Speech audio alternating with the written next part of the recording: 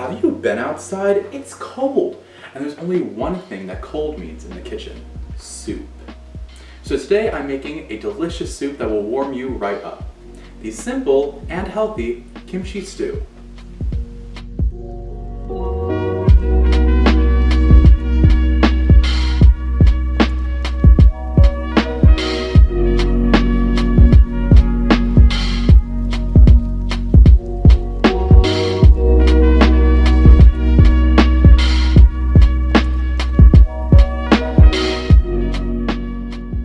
To start off this recipe, we will cook around a pound of chopped pork in a large pot. You can season it lightly with salt if you would like, but it's not necessary. Cook until it's just a bit short of being done, and then take it out of the pot and place it in a bowl. It will finish cooking in the soup later. Then, in the same pot, we will add 10 cups of water along with our soup bases. For today's recipe, I will be using 5 teaspoons of beef base and 5 teaspoons of anchovy base. Whisk them together and taste the broth to make sure it is to your liking. Add additional base if needed, then go ahead and bring it to a boil. Now on to the star of the dish, the kimchi.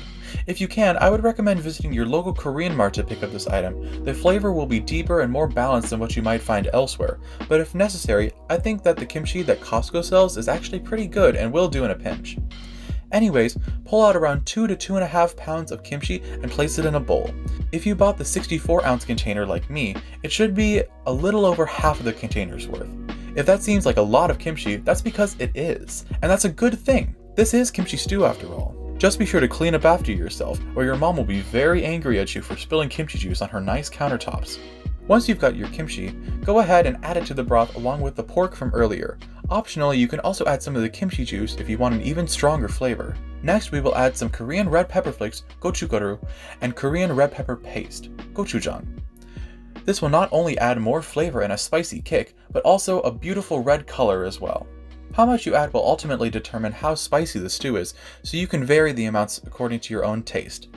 Around 3 tablespoons of each was perfect for my taste, but you can go higher or lower depending on your spice tolerance. Mix everything well, then cover and simmer for 15 minutes. While that's going, you can begin preparing your tofu and green onions. I'm using soft tofu because I like the texture, but you can use a firmer tofu if you want. Cube 1 block of tofu and place it into the soup to let it soak up all of the flavor while you go and chop some green onions for a nice pop of color. Add the green onions, give everything a good mix, and get a big bowl of rice ready because you've just finished your kimchi stew. So let's take a look at how warm and delicious our kimchi stew really is.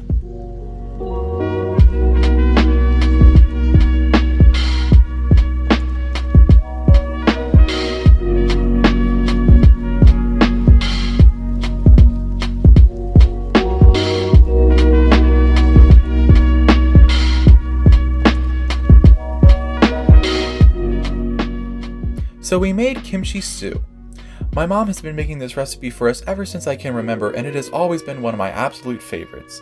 It is perfect for those winter nights when you just need something to warm you and fill you up. And although the stew is meant to be eaten with a side of rice, it can also be enjoyed on its own as a healthy yet satisfying meal. But with that being said, thank you for watching.